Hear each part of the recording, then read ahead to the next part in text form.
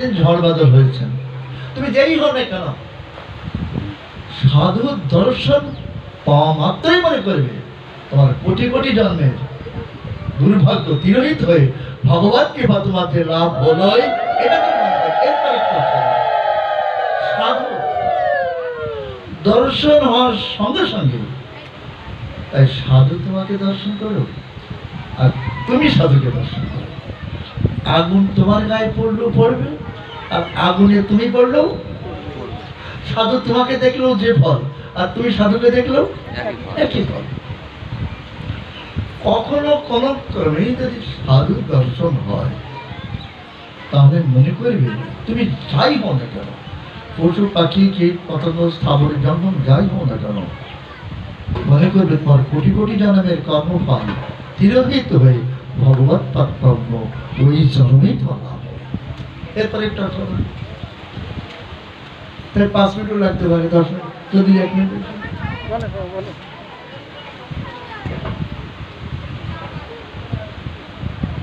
এক সাধু যাচ্ছেন রাস্তা দিয়ে, আমি একটা গ্রন্থে এই তত্ত্বটা দেখছিলাম। আগের দিন ঝড় বৃষ্টি হয়েছে খুব, হাতে জপের মালা, বদনে নাম, চোখে প্রেমস্ব হরে কৃষ্ণ নাম করতে করে যাচ্ছে, শুধু একাই যাচ্ছে। আর কথা কি মনে আছে? সাধু দর্শনে তুমি যেই বলো, যেগুলো তোমার জন্ম হোক, পশু পাখি কীট পতঙ্গ যাই হোক না কেন, সাধু দর্শন করার সঙ্গে সঙ্গে তুমি মনে করবে কোটি কোটি জন্মে অন্য পা তিরোহিত ভগবত তত্ত্ব লাভ করা তোমার একটা পরম সৌভাগ্য। সাধু নাম করে যাচ্ছেন, পথে যাচ্ছেন, আগের দিন রাত্রে ঝড় বৃষ্টি হয়েছে, অশ্বিনীপাত শিলা বৃষ্টি, তাতে করে উনি যাচ্ছেন, যেতে যে একটা বৃক্ষ তলা যে এক পথ উনি যাচ্ছেন, যেতে যে দেখে ওই ঝড়ে একটা ওই পাখির বাসা, পাখির বাসায় দুটো বাচ্চা ছিল, তা বেশ উঠতে পারতো কি পারত না এরকম একটা পরিবেশে একটা বাচ্চা পথে পড়েছে, আরেকটা বাচ্চা আপথে পড়েছে। দুটো বাচ্চা কিনা কোন জায়গায় বলতে বলো, একটা পথে আর একটা পথে বাই আপথে। কিন্তু আপথে যেটা পড়েছে বাচ্চাটা আপথে পড়ে কণ্ঠবিদ্ধ হয়ে চটপট করতে মারা গেছে। কিন্তু পথে যেটা পড়েছে কথাটা মনে করতে হবে, পথে পড়া আর আপথে। মা এই যে আমরা যে যতদিনে হাঁটিছি কেন, আজকে কিন্তু আমরা পথে উঠেছি। এই এত কথা কেন? আজকে আমাদের জীবন, কারণ পথে পড়েছে যে পাখিটা, বাচ্চাটা এরকম করছে, কষ্ট হচ্ছে, বাতাস নেই, বাচ্চাটি সাধুর সামনে পড়ে গেছে। পাখিটা মরণময় পাখি এরকম পিট পিট করে তাকাচ্ছে, সাধু তাকাচ্ছে। পাখিটাও সাধু দর্শন করলেন, সাধুটাও পাখি দর্শন করলেন। দর্শন করে সাধুর হৃদয়ে একটু দয়া হল, পাখিটা মারা যাবে, মারাই যাবে না। পাখিটা তুললেন, ওকে জড়িয়ে ধরলেন, কিন্তু আমরা মারায় যদি যাই যাক, কিন্তু মরণের সময় অন্তকালিটা মনে হয় সর্বনাম, মৃত্যুর সময় যদি একটু নাম দেওয়া যায়, তার নাম শুনে যদি মৃত্যু হয়, এই পরবর্তী জন্মে যে আমার গৌর গোবিন্দের ভজনযোগ্য দেহ পাবে, ইয়াতে কোনো সন্দেহ। হরে কৃষ্ণ হরে কৃষ্ণ কৃষ্ণ কৃষ্ণ হরে হরে, হরে রাম হরে রাম। সাধু নাম দিলেন, নাম দেওয়ার সঙ্গে সঙ্গে পাখিটা আস্তে আস্তে চৈতন্য হচ্ছে। বাবা নামের একটা শক্তি আছে, নামের তো একটা ক্রিয়া আছে, নামের একটা মহিমা আছে। পাখিটা কিন্তু খুব আনন্দ আছে। সাধু বুকি করে নিয়ে যাচ্ছে, হরে কৃষ্ণ বলতে বলতে সাধু আশ্রমে গেলেন, কুঠিয়ায় গেলেন। সাধু একা, আর দ্বিতীয় কেউ নেই। এখন পাখিটা বেশ আরাম আছে, আর এই পাখিটাকে সাধু নাম শেখায়। পাখি তুই নাম শেখ, আমি তোকে শেখাবো, তুই নাম শিখে তুই নাম করবি, আমি শুনবো। আর আমি যখন নাম করব তখন হৃদয় পিঞ্জর পাখি, এটা ভাষা। ও পাখি রাধা কৃষ্ণ নাম বলো না,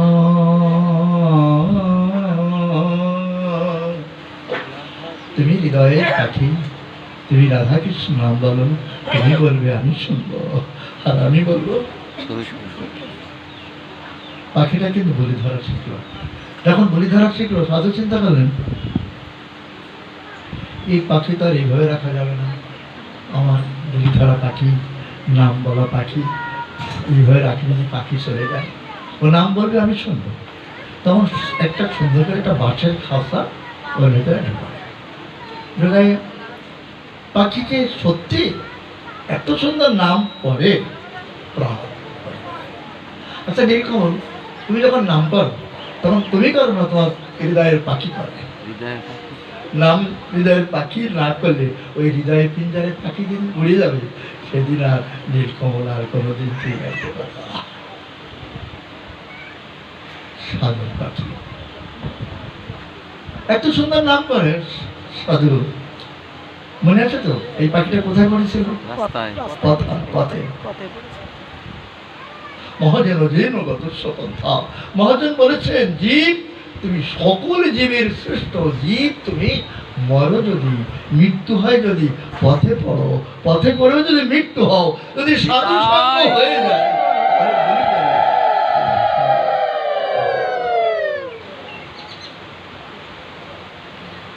অপূর্ব আস্বাদন দিতে লাগেন। আর ভক্তরা গিয়ে আসলে তো পাখি নাম করে। একদিন বলছেন সাধু বাবা এই নাম করলে কি হয়? এই যে আপনি আমাকে নাম শিখাইছেন, এখন নাম করতে আমার খুব সুখ লাগে। আপনিও নাম করেন, আমিও শুনি, আমিও নাম করি, আপনি শুনেন, কিন্তু এত ভালো লাগে, এত আনন্দ লাগে। তা আমি তো বনের পাখি, এই নাম করলে কি হয় বাবা? তখন বলেছেন পাখি রে, নাম করলে নামের একটা মহিমা আছে, নাম করলে বন্ধন মুক্ত হয়ে যায়। এই নাম করলে বন্ধন মুক্ত হয়ে গেলে, যখন মুক্ত হয়ে যায় তখন নিত্য আকাশে পরমানন্দ ভগবান থামে, ভগবানের সাথে তার সাথে। পাখি মনে করে চিন্তা করছেন, পাখির স্বভাব তো নিত্য আকাশে থাকা। পাখি নিত্য আকাশে থাকে পরিবেলায়, ও কিন্তু জাতক কত জাত তো সেই যেত। পাখি চিন্তা করলেন নাম করলে যদি বন্ধন মুক্ত পাওয়া যায়, আমিও তো মায়ের বন্ধনে, খাঁচার বন্ধনে আবদ্ধ, প্রাণ ধরে নাম।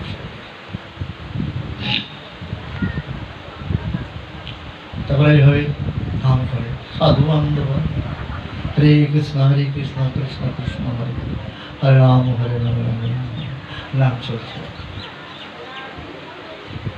আর মনে মনে চিন্তা করে তো বাঁশের খাঁচা, কয়েকদিন পরে তো খাঁচা মগ্ন হয়ে যাবে, যে একটু মগ্ন হয়ে যাবে। টিয়া পাখি দেখছো, সুখ পাখি, টিয়া পাখির এক নাম কিন্তু সুখ পাখি।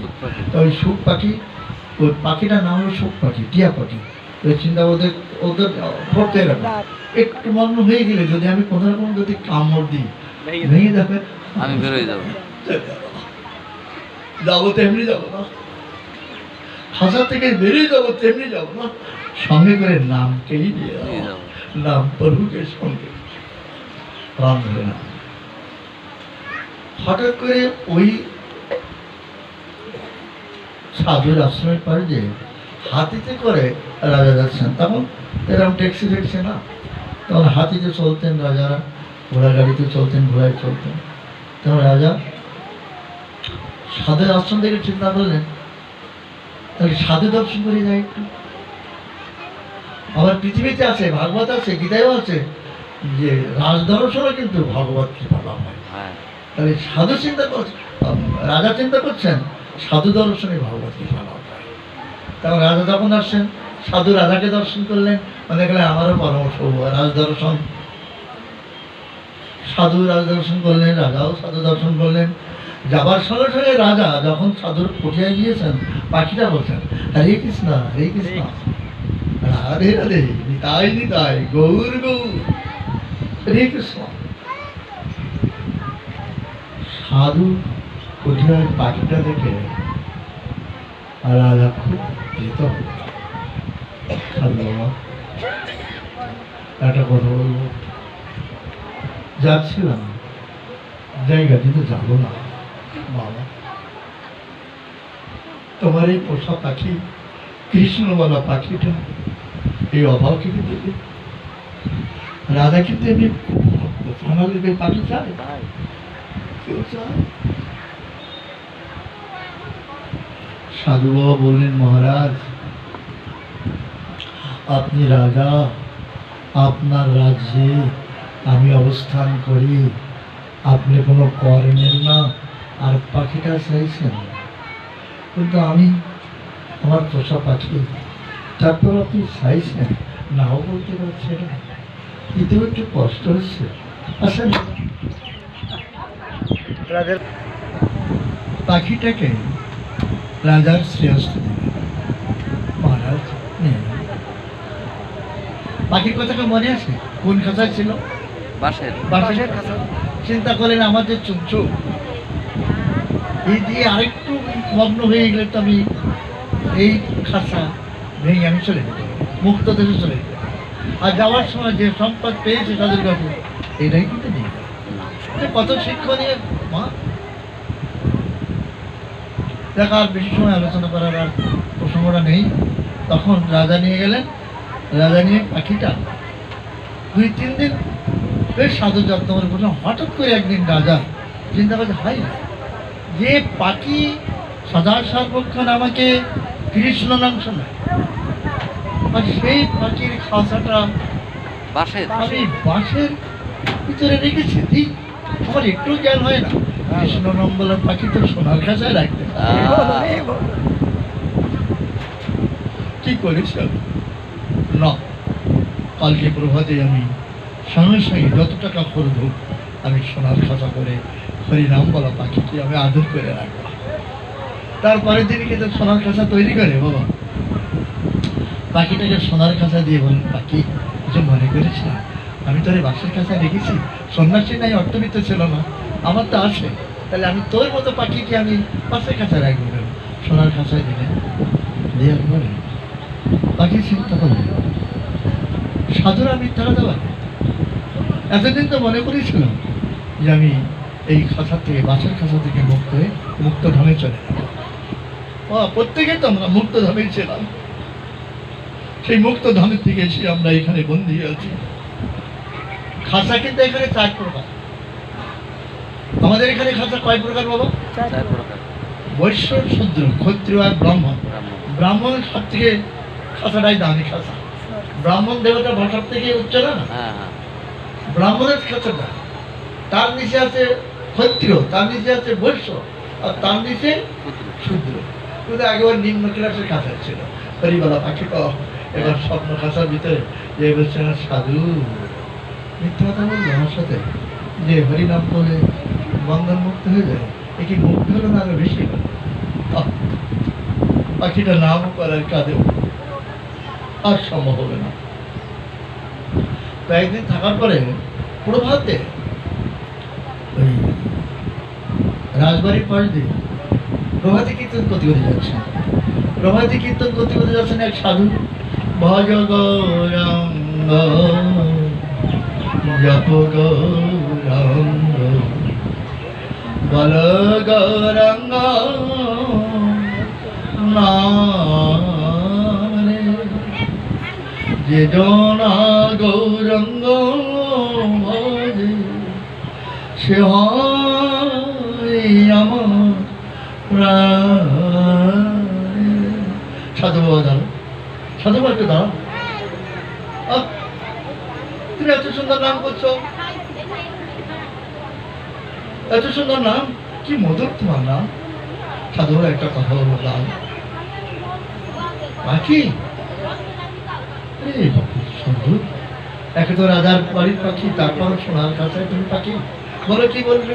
বলছি সাধু বাবা, নাম করলে কি হয়? কি হয় নাম করলে? কারণ আগের কথা তো অন্তরে বেদনা আছে। সাধু বলেছিল নাম করলে মুক্তি হয়। দেখি এই সাধু কি বলে? বলেন পাখি, কৃষ্ণ নাম করলে বন্ধন মুক্তি হয়। বলেন সাধু বাবা আর বলবেন না। আপনার সাধু, প্রত্যেক সাধু মিথ্যা কথাই বলেন। আমি আগে এক সাধুর কাছে ছিলাম, তিনি বলতেন নাম করলে মুক্তি হয়। আপনিও বলছেন নাম করলে বন্ধন মুক্ত হয়। না সাধু বাবা, আপনি আর মিথ্যা কথা বলবেন। পাখিটা সব বৃত্তান্ত বললেন। আগে নাম করতাম, আমি ছিলাম বাসের খাঁচায়, সব থেকে নিকৃষ্ট হাজার ছিলাম। সেই নাম করতে করতে রাজা আমাকে নিয়ে আসলো, এখনো সোনার খাঁচায় ঢুকাইছে। বলুন তো কি আমার কি আর মুক্তি হয়? কোনো আর কোনো সম্ভাবনা আছে? আমি আর মুক্তি পাবো না। আরে পাখি, তুমি আর দুঃখ করো না, তোমার দুঃখ করো না। সাধুদের কথা কখনো মিথ্যা হয় না। সাধুদের কখনো মিথ্যা হয় না। তোমার আগে যে সাধু বলেছেন নাম করলে মুক্তি হয়, নাম করলে বন্ধন মুক্তি হয়, আমিও বলছি বাবা, নাম করলে বন্ধন মুক্তি হয়, অবশ্যই হয়। সাধু বাবা, তোমার রাজপ্রাসাদে সাধুর সাথে রাজা আর পাখির সাথে কথোপকথন হচ্ছে। রাজা কিন্তু ভোরবেলায় নিশ্চয়ই তার সাধুর সাথে আমার পাখি কথা বলছে। তখন এই দরজা ফেলে বাইরে দেখেন সাধুতে রাজার সাথে পাখির সাথে কথা হচ্ছে। মহারাজ বলছেন সাধু বাবা, প্রভাতে আপনার দর্শন পেলাম যখন, তখন আজকে প্রভাতের দর্শনে, সাধু দর্শনে আজকে একটু প্রসাদ পেবেন এবং আপনি প্রসাদ পাবেন, আমার একটু প্রসাদ দেবেন। বৈষ্ণব সৃষ্ট আমার কি সৌভাগ্য। তা ঠিক আছে। সাধু বলেন তখন ঠিক আছে। তখন নিজে পারস করলেন, রান্না করলেন। রান্না টান্না করে যখন পারস লাগবেন, ভগবানের নামে নিবেদন করবেন। নিবেদন করার পরেই করার সময় বলছেন মহারাজ, আমার দক্ষিণাটা আগে দেন। দক্ষিণা তো ভোজনের পরে দিতে, আপনি দক্ষিণা করবেন তারপরে দক্ষিণা দেবো ভোজন আনতে। বলেন না, আগে দক্ষিণা তারপরে। বলেন আপনি কি দক্ষিণা চান? সাধু বলছেন এই মহারাজ, যদি আপনি দক্ষিণাই আমাকে দেন। এই সময়টা এইভাবে কথাটা বলছেন কেন? যে তুমি যদি দক্ষিণা না দাও, আমি এখন পারস নিয়ে বসছি, ভগবানকে নিবেদন করে এখন পাবো। যদি তুমি না দিতে চাও তাহলে আমি যদি চলে যাই তাহলে তোমার কষ্ট হবে। সেহেতু আমার দক্ষিণা তুমি অবশ্যই আমাকে দেবে। এই এই সুবাদে, এই সুবাদে তখন বলে হ্যাঁ সাধু আমি দক্ষিণা। বলে কি দক্ষিণা চান? রাজা, দক্ষিণা যদি দাও, দিতে চাও তাহলে পাখিটা কেন দক্ষিণা তুমি এক সাধুর কাছ থেকে নিয়ে এসেছে? তাই দিচ্ছিলাম। আর আমি তো এক সাধু, ওই পাখিটা আমাকে দক্ষিণা দাও। আর তা যদি না দাও তাহলে আমি চলে যাবো। না সাধু যেতে হবে না, আমার যা হয় হোক, আমার হরিওয়ালা পাখি, আমার কৃষ্ণওয়ালা পাখি, আমি তোমাকে দক্ষিণা দিলাম। যখন সাধুর হাতে পাখিটা দিলেন, পাখিটা দেওয়ার সঙ্গে সঙ্গে রাজা কিন্তু জ্ঞান হারাবে। কারণ পোষা পাখি তো, কৃষ্ণওয়ালা পাখি তো, দেওয়ার সঙ্গে সঙ্গে রাজা জ্ঞান শূন্য হয়ে গেল। যখন জ্ঞান শূন্য হলো তখন পাখিকে বলছেন, পাখি এবার তুমি আমার দিকে তাকাও, এবার তুমি আমার দিকে লক্ষ্য করো। তুমি এতদিন যার নাম করেছ, যার নাম তুমি এতদিন কীর্তন করেছো, তুমি তাকিয়ে দেখো, সেই নাম করেছো তুমি, আর সেই নামের নামই স্বয়ং ভগবান। আমি তোমার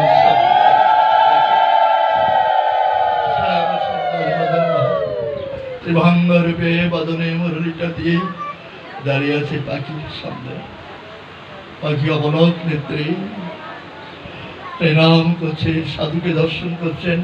সাধু রূপেই তো ভগবান। প্রথম কথা কি মনে আছে? সকল জীবের ভিতরে আমি এবং আমার ভিতরে সব, এই যে মনে করতে পারে সে অবশ্যই আমার। রাজাকে পাখি বলছেন, রাজা এবার তুমি চৈতন্য হও। এতদিন ধরে তুমি হরিনাম করেছ, এতদিন ধরে হরিনাম শ্রবণ করেছ, এবার তুমি চৈতন্য হও। আমি তোমাকে ডাকছি, চৈতন্য হয়ে দেখো তোমার কৃষ্ণ বলা পাখি আর স্বয়ং কৃষ্ণ তোমার সম্মুখে অবতীর্ণ হয়ে দাঁড়িয়ে আছে। দর্শন করে তোমার জীবন সার্থক করো। রাজা চৈতন্য হলেন, পাখিকে দর্শন করলেন, সাধু দর্শন করলেন। সাধু করুণা করে রাজা ঘন্টা সর্বত্র করবে সাধু দিল। কারণ কৃষ্ণ বলা পাখি বাবা, এই যে ভজন করো, কীর্তন করো, এই ভজন কীর্তনেই মনে করবে একদিন ভগবত পাপ কর্ম পাই দেবে। তবে শুধুমাত্র